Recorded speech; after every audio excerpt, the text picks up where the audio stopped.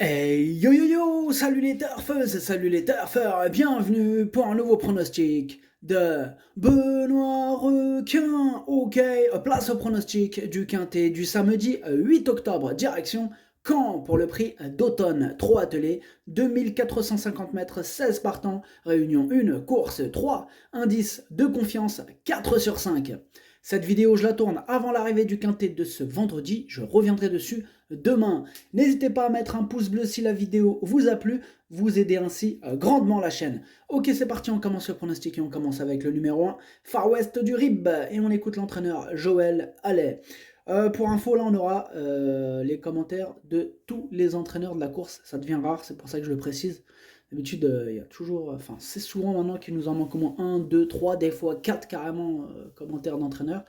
Ben là, tout le monde a répondu à l'appel. Bon, c'est cool. Ok, bref, donc je disais Far West du Rib, le numéro 1, on écoute l'entraîneur Joël Allais.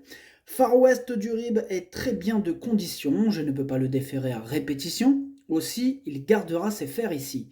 Il se plaît sur l'hippodrome de Caen, il a besoin d'une course à l'économie, il n'a pas les moyens de faire le fort, il y a 200 mètres très vite, l'opposition est plus relevée qu'en dernier lieu, mais il peut disputer l'arrivée. Pourquoi j'insiste sur les commentaires des entraîneurs? Parce que c'est gorgé d'infos précieuses, des choses qu'on ne peut pas connaître à notre échelle. On ne vit pas avec le cheval, c'est son cheval, c'est lui qui l'entraîne. Donc il y a des informations précieuses, même si on est bon pronostiqueur, même si on excelle en la matière, eh ben on peut pas. Ouais, je suis pas un marabout non plus, hein, je vais pas inventer. Oh, je fais pas de magie noire, je fais pas de sorcellerie. Je vais pas voir une voyante. J'ai besoin des infos des entraîneurs si je veux qu'on le chope, si je veux me rapprocher au maximum de la quintessence. Et on a besoin des entraîneurs. Donc c'est pour ça qu'hier j'étais pas content. Et je suis toujours pas content. Voilà. Enfin bref, juste ce numéro 1 là, Joël Allais. Qu'est-ce qu'il nous dit? Il nous dit des choses intéressantes. Il nous dit qu'il peut pas le défaire à répétition. Il dit qu'il gardera ses fers ici. Voilà, c'est. Il y a la raison, il y a plein de choses. Enfin, voilà. C'est très très important les commentaires des entraîneurs, très très important. Moi ce numéro 1, je ne l'ai pas retenu, hein, c'est mon gros regret, c'est mon cheval de complément en cas de non partant, il a fallu faire un choix. Voilà, c'est celui qui me fait le plus peur hein, par rapport à tous les chevaux que j'ai retenus. C'est le seul vraiment qui... Franchement, voilà, c'est pour ça qu'il y a un 4 sur 5, sinon ça serait du 5 sur 5. C'est à cause de ce numéro 1 qu'on n'est pas passé sur du 5 sur 5. On est sur du 4 sur 5 à cause de lui en fait. هاد لاس درتو في البلاصه ديال لي نون بارتون هو الاول فيهم عندكم. On passe au numéro 2, Flash de Vellier. On écoute Sébastien Ernaud. Flash de Vellier avait bien tenu sa partie début septembre en allant de l'avant. Ici, il découvre un bel engagement, en tête, sur un profil de piste qui va parfaitement lui convenir. Il s'adapte à tout, je le défère des 4 pieds pour l'occasion, il est très bien, il est peut-être barré par un ou deux concurrents pour la gagne, mais il a sa place à l'arrivée. Moi, ce numéro 2, il me plaît beaucoup et je l'ai mis très haut, je l'ai gardé en troisième position. À numéro juge de Chelt. On passe au numéro 3, Furious Wayne, et on écoute Charles Motier. Furious Wind s'est imposé plaisamment à l'occasion de son retour sous la selle. Il a repris de la fraîcheur et va se présenter au mieux pour cet engagement favorable au premier échelon. C'est vrai qu'il manque d'expérience à droite, mais jugé sur ses exercices du matin, dans ce sens, il devrait s'adapter à Caen, sa place est dans les 3 premiers. Ce numéro 3, ce sera sûrement le favori de ce quintet, hein, favori de la course. Moi, je l'ai gardé en deuxième position. Ad numéro 3, Darcho Chani. On passe au numéro 4, Gamin Jabba, et on écoute Jean-Michel Bazir. Gamin Jabba n'a pas été revu depuis le printemps, c'est donc une grande rentrée. Il est encore assez loin de son meilleur niveau, cette course lui sera forcément nécessaire, il peut être éliminé sans risque. Là aussi, c'est super intéressant ce que nous dit Jean-Michel Bazir, il nous dit qu'il n'a pas, c'est une grande rentrée. Eh bien, là, il appuie sur des informations cruciales. Il nous dit que bon, il l'a pas spécialement préparé, donc il va arriver vraiment à court de conditions. Donc, dans ces conditions, c'est la conscience tranquille qu'on va pouvoir le rayer. Voilà une autre raison pourquoi les commentaires des entraîneurs sont cruciales, primordiales si vous voulez. Sinon bah, autant jouer au loto hein, si vous voulez commencer à jouer. Là, on n'est pas sur un. Il y en a qui disent le quintet c'est un jeu de hasard. Là, on n'est pas sur du hasard. Avec toutes ces informations, on n'est plus sur du hasard. Là. Ah ouais, là c'est calculé tout ça. Enfin bref. Donc là, c'est super important ce qu'il nous dit Bazir. Hein, il nous dit que c'est une grande rentrée, certes, mais... Enfin, c'est une grande rentrée et qu'il n'a pas été préparé. Alors que quand on part sur le quintet du vendredi 7 octobre avec le numéro 12, où j'étais pas content, c'est que lui aussi c'était une grande rentrée, sauf que là cette fois-ci déféré des 4, confié à un pilote, Franck Nivard, hein, hier, vendredi quoi, et aucun commentaire de l'entraîneur.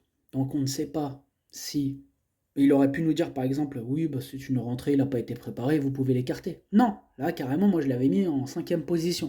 Vous voyez. Donc à l'heure où je vous parle, la course elle n'est même pas encore courue. Donc je sais même pas encore le résultat, mais c'est pas bien. Enfin bref, faut que je vous fasse comprendre que c'est super important et c'est pour ça c'est plus possible. J'espère qu'un jour ça sera interdit de courir les quintets dans ces conditions, c'est pas possible. On n'est pas, oh, ils sont bien contents, mais s'il n'y a plus de parieurs, ben, ils font quoi avec leurs chevaux? Ben, il n'y a plus de course. Hein. Si c'est son gagne-pain, ben, faut aussi qu'il fasse un pas vers nous. C'est pas ça la vie. Donc je disais le numéro 4, moi je l'ai écarté. Rayure. Le numéro 4, Mabretchouch. On passe au numéro 5, Go for the Gold. Et on écoute Thierry Duval d'Estaing. Go for the Gold a été mis au repos après l'hiver dernier en prévision du meeting à venir. Il est nettement plus performant aux montées désormais. Il n'a qu'une course dans les jambes. Aussi, il ne va pas être suffisamment prêt pour jouer un bon rôle ici. Il est préférable de le revoir.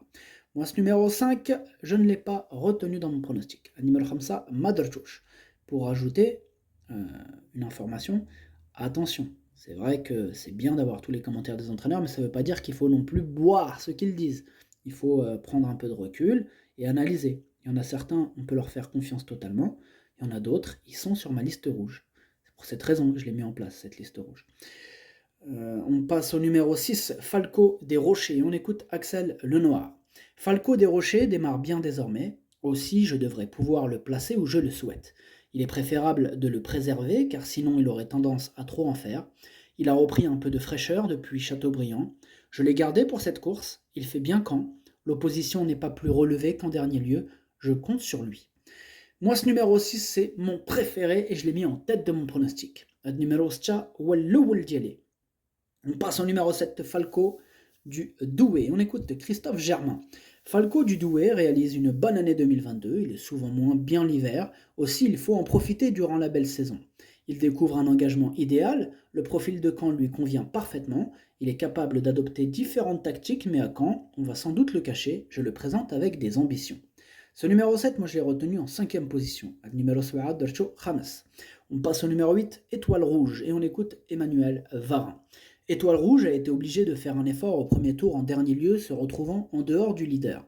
Elle a un peu calé pour finir, mais n'a pas démérité. Elle court rapprochée, mais a bien récupéré.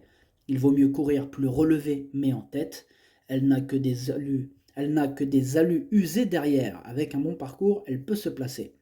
Allez le deviner, vous, qu'elle a des allus usés derrière.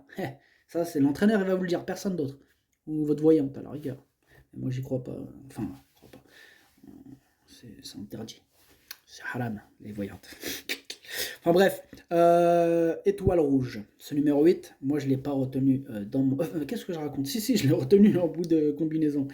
Je l'ai mis en bout de combinaison, ouais, à la 7e position plus exactement.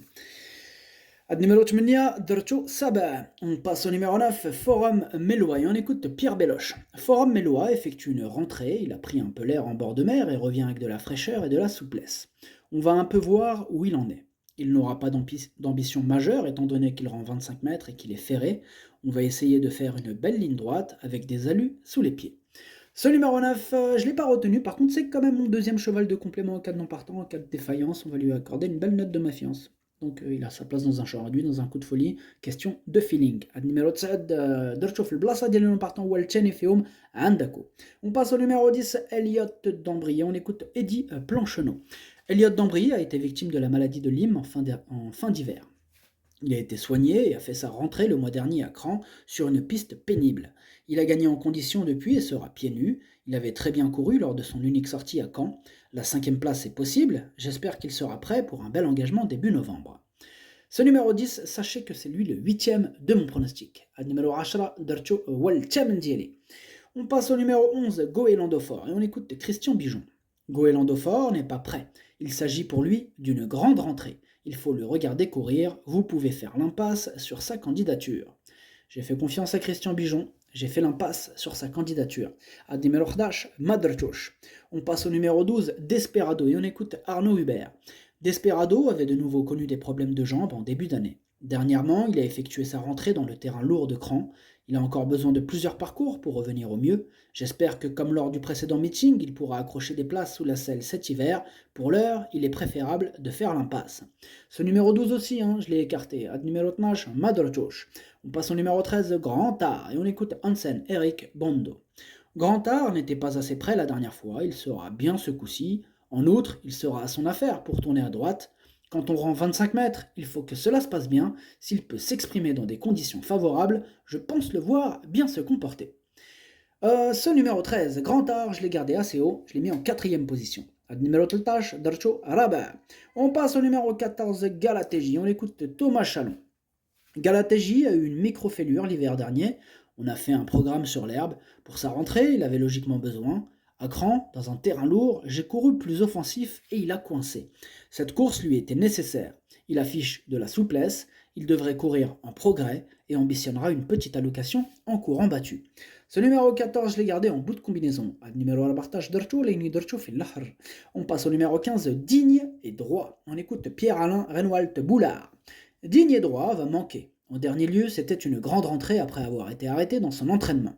La piste était ignoble et il a juste fait un travail car il n'était pas assez prêt pour supporter une vraie course sur une longue distance. Ce n'était donc pas une véritable rentrée car il n'a pas fait grand-chose, il a besoin de courir.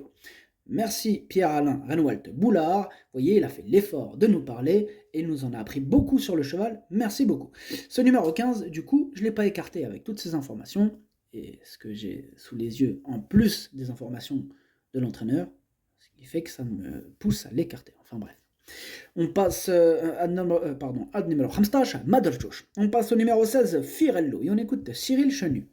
Firello a intégré mon écurie après avoir connu des problèmes de jambes l'hiver dernier. Samedi, il effectue une rentrée après 10 mois d'absence et va donc demander à souffler. Il va avoir besoin de plusieurs courses pour revenir au top, vous pouvez l'écarter. Bon, merci Cyril Chenu.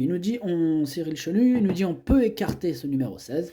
Bon, moi je ne l'ai pas retenu dans mon pronostic parce que j'en ai préféré d'autres. Maintenant, c'est le plus riche de la course. Sur sa classe, il n'est pas prêt apparemment, mais sur sa classe, si jamais il y avait des défaillances, de grosses défaillances, ça peut arriver, que ça parte en disqualification dans tous les sens, il faut qu'il reste au trot. Du coup, dans ces cas-là, à la rigueur, ce serait peut-être le 16 qui arriverait à une extrême grosse cote. Mais bon, si ce scénario il est là, c'est assez rare, mais ça peut arriver. Ad numéro stash, Madrchoch, les Braiterov chez Champ Réduit. Le pronostic, ça donne 6, 3, 2, 13, 7, 14, 8. Merci d'avoir suivi cette vidéo. N'hésitez pas à mettre un pouce bleu si la vidéo vous a plu. En plus, ça aide beaucoup la chaîne. Pour accéder à tous mes tickets pour la course du Quintet, rendez-vous directement en description de la vidéo. À jouer avec modération. Bonne chance. Chopez-le-moi. Ciao.